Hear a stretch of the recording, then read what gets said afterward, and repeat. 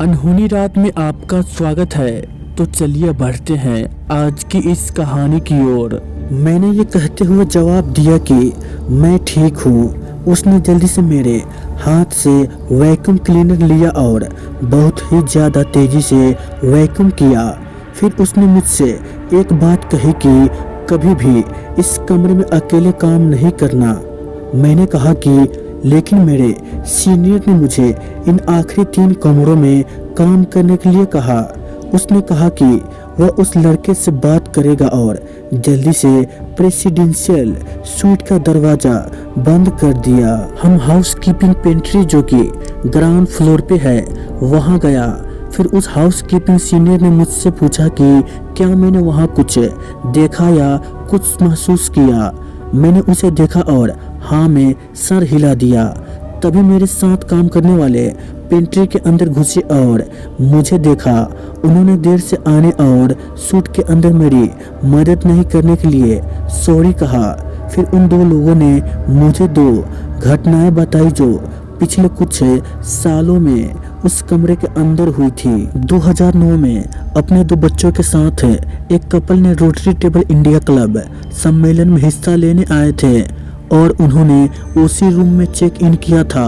शाम के conference dinner में शामिल होने के बाद रात में पत्नी की हत्या कर दी गई। उसके पति द्वारा घरेलू प्रताड़ित किए जाने की अफवाहें थी। जब ये घटना हुई तब उसके पति और बच्चे दोनों कमरे में नहीं थे और बाद में जांच की गई। बाद में इसे आत्महत्या का मामला मानकर खारिज कर दिया गया। दूसरी घटना उस घटना के कुछ महीने बाद हुई। 2 इंटर्न थे जो नवंबर के दौरान हाउसकीपिंग डिपार्टमेंट में शाम के समय काम कर रहे थे। जब इंटर्न गेस्ट रूम से बाहर निकलने वाले थे तो उनमें से एक ने देखा कि एक छाया उस रूम के बीच में खड़ी है जो सीधे उसे ही देख रही है। उस छाया की क्रोध भरी आंखों को पीछे मुड़कर देखने के अलावा कहीं भी नहीं देख पा रहा था।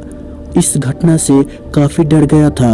जब वो वहां से बाहर आया तो वो अपनी कार्ड को पीछे छोड़कर विंग से बाहर भाग गया। जब उन्होंने ये घटना उस शिफ्ट के हाउस पियर इंचार्ज को बताई तो सीनियर तक के होश उड़ गए।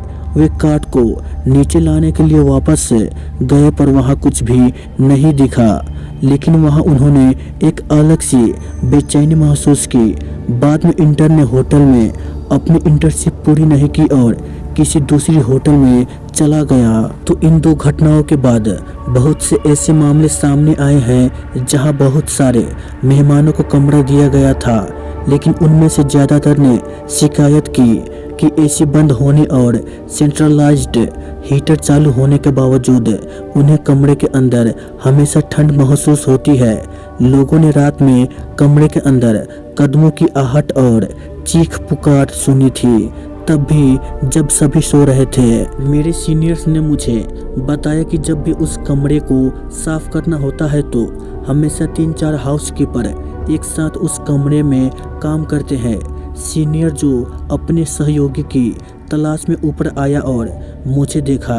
उसने कहा कि अगर आपको कुछ महसूस हुआ हो तो डरने की ज़रूरत नहीं है। वहाँ उस कमरे में बहुत से लोगों ने हमेशा कुछ न कुछ सुना या देखा है। मुझे नहीं पता कि मैं इस पर विश्वास करूँ या नहीं, क्योंकि मैं इसे अपनी थकान के कारण घटी घटना मानता हूँ। लेकिन कौन जाने, शायद वहाँ ऐसा कुछ था जो मुझे नुकसान पहुँचाने वाला था, लेकिन मैं बच गया। तो दोस्तों ये कहानी बस इतना ही। तो चलिए मिलते हैं अगली कहानी में। अगर आपने अभी तक हमारे YouTube चैनल को सब्सक्राइब नहीं किया है तो कर ले, ताकि आने वाली वीडियोज़ की नोटिफिकेशन आपको जल्द ही मिल जाए। तो चलिए मिलते हैं अगली वीडियो में।